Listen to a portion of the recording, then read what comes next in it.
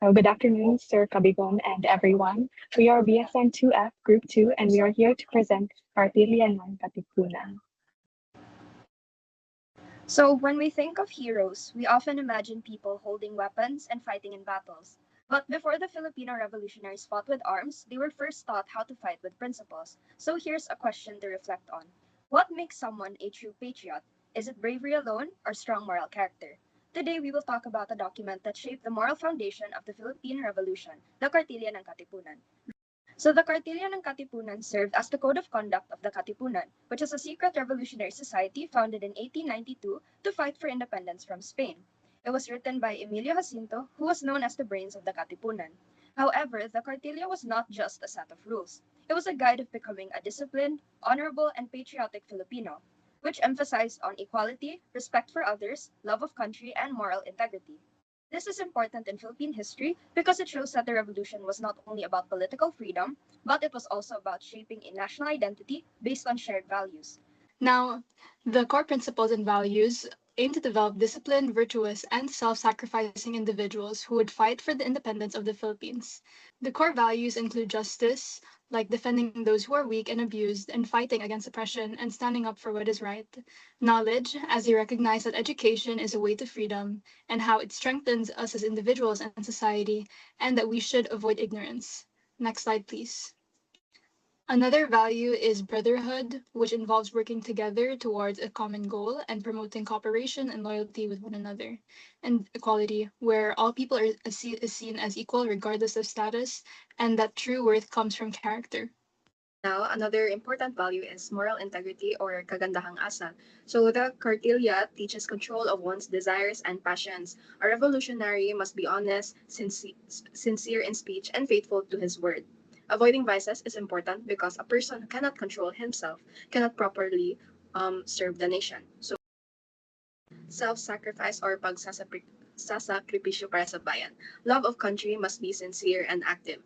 Personal comfort must come second to national welfare. The Kartilya teaches that serving the motherland, even at a great cost, is honorable when done for justice. So overall, the Kartilya presents patriotism as duty grounded in virtue, not just emotion. Next slide, please.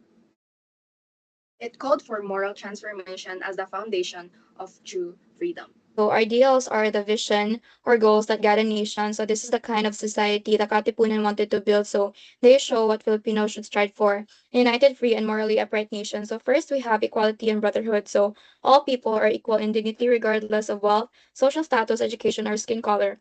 Members were expected to treat each other as brothers and sisters, promoting solidarity, mutual respect, and unity among Filipinos. Second, we have love of country or patriotism. Life should be dedicated to the welfare of the nation and the revolutionary cause. True freedom required personal sacrifice, reflecting the spirit of the Katipunan and the broader struggle for Philippine independence. Third, we have moral and virtuous nation. So a nation must be guided by integrity, honesty, and virtue. The Katipunan believed that freedom without ethics was meaningless, and Filipinos must be morally upright to build a strong and independent society. Next, we have justice and defense of the oppressed. So this teaches that a person with honor protects the weak and fights injustice. So during the Spanish colonization, Filipinos experienced abuse and inequality. So the Katipuneros believed that true freedom meant fairness for everyone, not just independence from Spain. So even today, nationalism means standing against injustice in our society. So next, we have respect for women and human dignity. So this clearly states that women must not be must be treated as equals, not as objects. So this shows that nation building requires respect and equality among all citizens. Third, next we have is selfless dedication to a noble cause. So life according to text, it gains meaning when devoted to freedom and national progress. So many revolutionaries sacrificed their lives para sa among atong countries. And lastly, we have value, time, and urgency of action. So they believe that time wasted cannot be recovered. So this pushed them to act decisively during 1896. So nation building requires discipline and active participation. Good day, sir. So we'll discuss the influences of the behavior of the Katipunero. So first we have the influence of the propaganda movement. So the reformist campaign in Spain exposed Filipinos to liberal ideas like equality before the law, representation, and civil rights. So although the Katipuneros later chose armed revolution instead of reform, these ideas shaped their political awareness. which made them realize that Filipinos deserves rights and self-governance, influencing their shift from passive acceptance to active resistance. Then we have the intellectual influence of Jose Rizal. So Jose Rizal's novels, which is No Limitang Here and Filibusterismo, reveals moral consciousness, though even Rizal did not promote violent revolt. His exposure of corruption encouraged Katipuneros to question authority and view revolution as a justified response to systemic abuse. Then we have the organizational influence of La Liga Filipina. So La Liga promoted unity, mutual aid, and peaceful reform before it was dissolved. So when it failed to achieve reforms and was suppressed, members recognized the limits of peaceful methods. Lastly, we have the role of the newspaper Kalayaan. So Kalayaan spread revolutionary ideas and significantly increased Katipunan membership. So the publication strengthened moral and encouraged collective participation.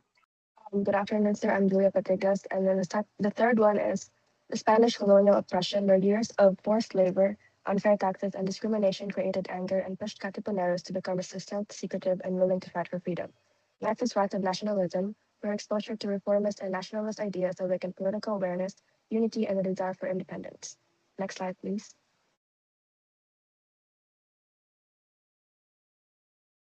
Then we have the leadership and revolutionary ideals, where strong leadership and teachings emphasized courage, equality, discipline, and sacrifice for the nation. In the Katipunan secret society system, where strict rules, oath taking, and initiation rites shaped members to be loyal, obedient, and highly committed to secrecy. So why do the values of Kartilya and Katipunan important today? So first, it reminds us to have Filipino nationalism amidst colonial mentality. Currently, colonial mentality continues to be a prevalent phenomenon in the Philippines. For example, it is perpetuated through Eurocentric beauty standards, emphasizing lighter skin and sharper noses. These ideas subtly reinforce white superiority and diminish our appreciation for our own Filipino features and culture. However, the Kartilya provides a powerful reminder of what truly defines a person. It emphasizes that a person's worth is not measured by their physical traits. Rather, it is the dignity and value that come from our inner morals, principles, and actions. So the Katipunan also reminds us of the importance of reservation. So in today's context, gossip culture, often referred to as Marites culture, is very common. Social media has especially amplified this. So rumors spread quickly, private matters become public entertainment, and sometimes reputations are damaged without verification. But again, the Cartilia teaches us an important lesson about self-control. Not everything we know needs to be shared, and not every issue requires our commentary. And the criteria also reminds us to have guidance through purpose. So modern society has shown to be very materialistic and fast-paced. Success is often measured by wealth, status, followers, or possessions. And however, the criteria reminds us that rather than being guided by trends or superficial success, we should dedicate our skills, education, and influence to something meaningful, something that benefits others and not just ourselves. The Kartilya ng Katipunan also is a moral compass in a world of corruption. The Kartilya was written during a time of extreme colonial oppression, but its message on honor or dangal is more relevant now than ever.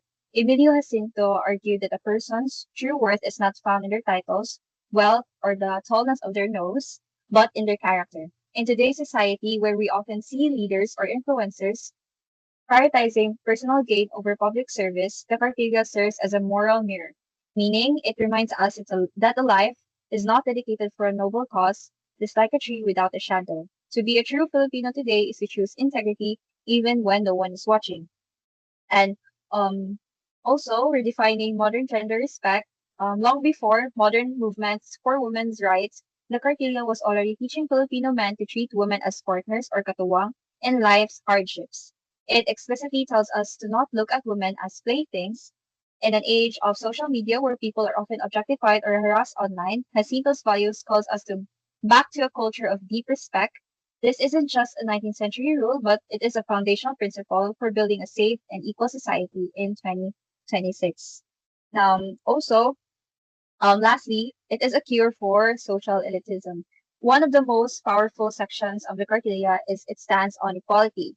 Jacinto wrote that while people may differ in knowledge or wealth, they're all equal in their being or pagkatao. This is a direct challenge to us that modern or metaphoric elitist attitude, whether you are a CEO or a street sweeper, the Kartilya teaches us that no one has the right to look down on another.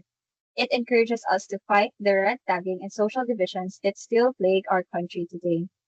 And to conclude our presentation, the Kartilya ng Katipunan continues to guide the moral and national identity of Filipinos, showing that true patriotism is rooted not only in bravery, but in character, discipline, equality, and compassion. Through its core principles, it shapes the behavior and ideals of Kutipernos during the struggles against colonial oppression and continues to offer meaningful lessons today. In modern society, the Kartilya reminds Filipinos to act with integrity, uphold dignity for all, and express faith through good deeds and community service. Ultimately, the endearing message of the Kartilya is that the strength of a nation does not come from weapons or power, but from citizens who love with honor, unity, and sincere love for their country. So this here is our multiple choice quiz. Thank you.